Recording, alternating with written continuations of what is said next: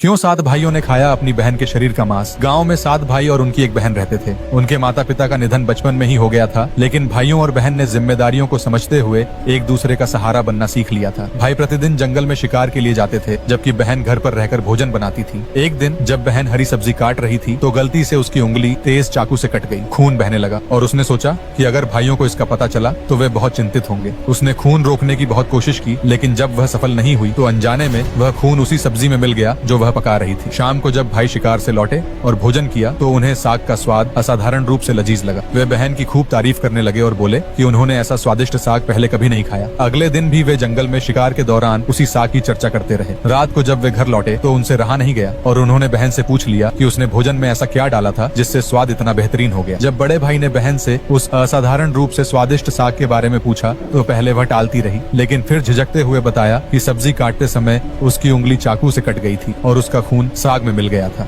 यह सुनते ही बड़े भाई के मन में एक भयानक विचार आया। वह तुरंत अपने बाकी 6 भाइयों के पास गया और बोला, अगर इसकी कुछ बूंदें ही खाने को इतना स्वादिष्ट बना सकती हैं, तो सोचो इसका मांस कितना लजीज होगा। उसके इस विचार से बाकी भाई भी सहमत हो गए। उन्होंने एक खतरनाक योजना बनाई। वे बहन को शादी का लालच देकर जंगल ले जाएंगे और फिर उसकी हत्या करके उसका मांस पकाकर खाएंगे। लेकिन सबसे छोटा भाई यह सब सुनकर बेचैन हो उठा। वह अपनी बहन को बचाना चाहता था, लेकिन अकेले 6 भाइयों के सामने उसकी कोई नहीं सुनने वाला था। वह असमंजस में था कि क्या करे। अगले दिन बड़े भाई ने मुस्कुराते हुए बहन से कहा, हमने तुम्हारे लिए एक अच्छा वर ढूंढा है, चलो तुम्हें उससे मिलवाने ले चलते हैं। यह सुनकर बहन बहुत खुश हो गई। शादी की बात से उत्साहित होकर वह तुरंत तैयार हो गई और अपने भाइयों के साथ जंगल की ओर चल पड़ी। रास्ते में लंबा सफर तय करने के बाद बहन थक गई। उसने भाइयों से पूछा, भैया मेरा ससुराल अभी और कितना दूर है? बड़े भाई ने मुस्कुराकर जवाब दिया, बस थोड़ी दूर और फिर पहुंच जाएंगे। आखिरकार वे एक ऊंचे टीले पर पहुंच गए। वहां पहुंचते ही भाइयों ने अचानक बहन को पकड़ लिया और एक खंभे से बांध दिया। अब बहन को समझ आ गया कि वे उसकी हत्या करने वाले हैं। डर और बेबसी से उसकी आंखों से आंसू बहने लगे। वह रोते हुए भगवान को पुकारने लगी। बड़ा भाई सबसे पहले धनुष उठाकर तीर चलाने को तैयार हुआ, लेकिन तभी बहन बोली, मारो मारो भैया, छाती पर निशाना साधो,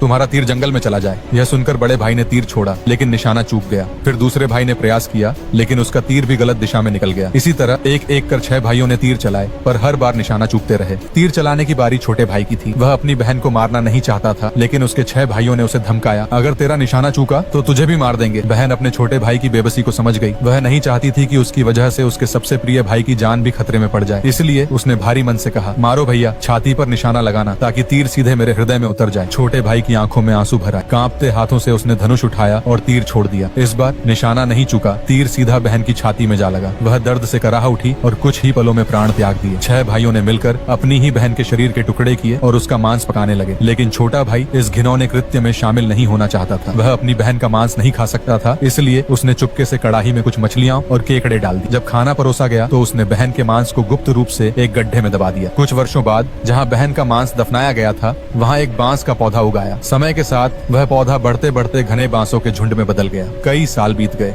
एक दिन एक महात्मा उस रास्ते से गुजरे। उनकी नजर उस बांस के झुरमुट पर पड़ी और उन्होंने महसूस किया कि यह कोई साधारण बांस नहीं था। इसमें एक अनोखी दिव्य ऊर्जा महसूस हो रही थी जो बाकी बांसों से अलग थी। महात्मा ने सोचा, क्यों न इस बांस से एक बांसुरी बना ली जाए, मैं इसे बजाकर गांव गांव जाकर भिक्षा मांग सकूंगा। यह सोचकर उन्होंने बांस की एक टहनी काटी और उससे एक सुंदर बांसुरी बना ली। फिर भिक्षा मांगने के लिए एक गांव की ओर निकल पड़े। नसीब का खेल देखिए, महात्मा उसी गांव में पहुंच गए जहां 7 भाई रहते थे। इस समय तक 6 भाइयों की शादी हो चुकी थी, जबकि 7वां भाई कुंवारा था। जब वे सबसे बड़े भाई के घर के दरवाजे पर पहुंचे तो बांसुरी बजाते हुए भिक्षा मांगने लगे। जैसे ही बांसुरी बजी, उसमें से एक अजीब और गरीब आवाज निकलने लगी, यही है सबसे बड़ा गुनहगार, इसी ने बहन का किया शिकार, बड़े भाई के घर मत बजाओ। इसने प्रेम ममता सब ठुकराया। यह सुनते ही बड़े भाई के रोंगटे खड़े हो गए। बांसुरी से आती इस अजीब आवाज को सुनकर महात्मा चौंक गए, लेकिन सबसे ज्यादा हैरानी बड़े भाई को हुई, क्योंकि वह तुरंत पहचान गया कि यह आवाज उसकी उस बहन की है जिसे उन्होंने 7 भाइयों ने मिलकर जंगल में मार डाला था। बड़े भाई को डर था कि कहीं उसकी सच्चाई सबके सामने उजागर न हो जाए। उसने महात्मा से कहा, आप आगे बढ़ जाइए, यहाँ भिक्षा मांगना व्यर्थ है। इसके बाद जब जब महात्मा दूसरे भाइयों के घर भिक्षा मांगने गए, बांसुरी से वही सच्चाई भरी आवाज निकलती जो उनके मन में डर भर देती। भाइयों को डर सताने लगा कि उनकी घिनौनी करतूत कहीं सबके सामने न आ जाए। इस भय से उन्होंने महात्मा को गांव से भगा दिया। लेकिन जब महात्मा सबसे छोटे भाई के घर पहुंचे और बांसुरी बजाई तो उसमें से मधुर स्वर गूंज उठा, बजाओ रे बांसुरी। सबसे छोटे भाई के घर जिसने मन की बात छुपाई, युगों से रखा सहेज कर। इस मधुर धुन को सुनते ही छोटा भाई भावुक हो उठा। उसके दिल में एक अजीब सी हलचल हुई, मानो कोई भूली बिसरी यादें जाग उठी हों। उसने महात्मा से निवेदन किया, महात्मा जी कृपया यह बांसुरी मुझे दे दीजिए, मुझे लगता है कि इसमें मेरी कोई पुरानी यादें समाई हैं। महात्मा ने उसकी भावनाओं को समझते हुए बांसुरी उसे उसे सौंप दी। छोटा भाई बांसुरी को घर ले आया और उसे एक साफ स्थान पर रखकर धूप दीप जलाकर उसकी पूजा की। वह उस बांसुरी को श्रद्धा से देखने लगा, मानो वह अपने खोए हुए अतीत को उसमें तलाश रहा हो। कुछ दिनों के बाद उसे अपने घर में एक अजीब आहट महसूस हुई, मानो कोई उसके साथ उस घर में रह रहा हो। जब वह घर पर नहीं होता तो उसके घर की सफाई हो जाती, वस्त्र सही ढंग से तह लगाए रहते और दीपक भी प्रज्वलित रहता। यह देखकर वह चकित रह गया। आखिरकार उसने यह जानने का निश्चय किया कि यह रहस्यमयी काम कौन करता है। एक दिन वह चुपचाप घर के एक कोने में छिप गया इस बारे में पता लगाने के लिए। तभी उसकी आंखों के सामने चौंकाने वाला दृश्य आया। बांसुरी से उसकी बहन की आत्मा बाहर निकलती, घर की सफाई करती, कपड़े को तह लगाती, दीपक जलाती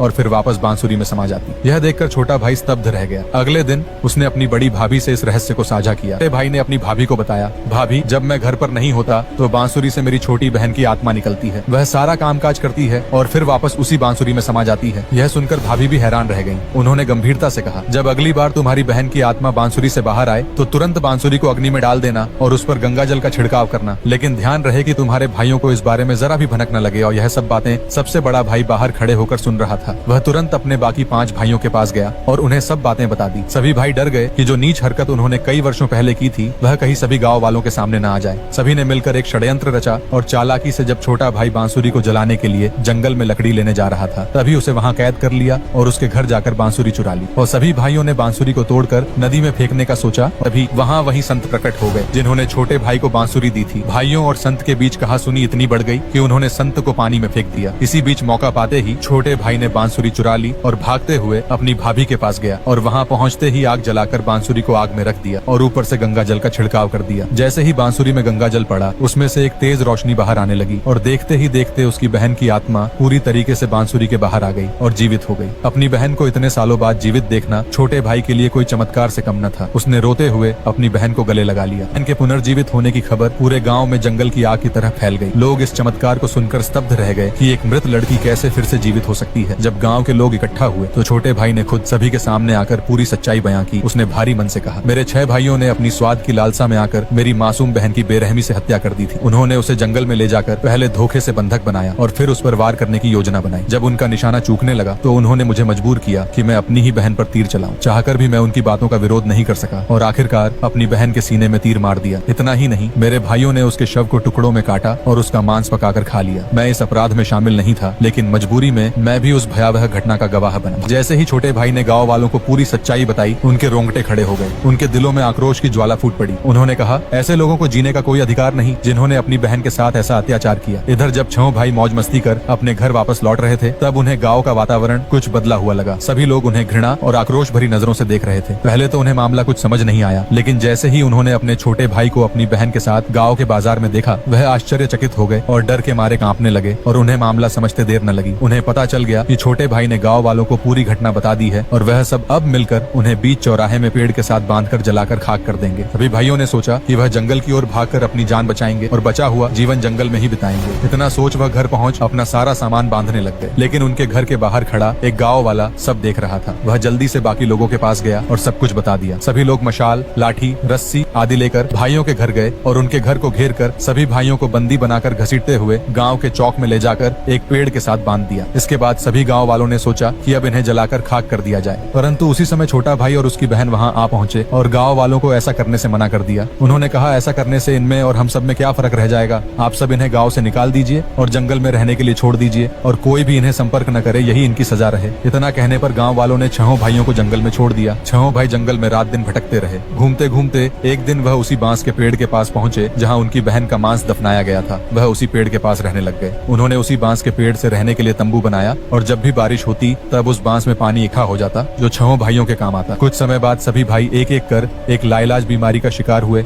और चल बसे। इधर छोटा भाई अपनी बहन के लिए अत्यंत खुश था, क्योंकि इतने वर्ष बाद अपनी बहन को जीवित देखना उसके लिए कोई चमत्कार से कम न था। उसने एक नए जीवन की शुरुआत की और अपनी बहन के साथ एक सुखी जीवन व्यतीत करने लगा और अपने बीते हुए कल को दोनों ने भुला दिया। ऐसी रोमांचक और दिलचस्प कहानियां हमारे चैनल पर आती रहती हैं। उनका आनंद लेने के लिए हमारे चैनल को सब्सक्राइब कर जुड़े रहे।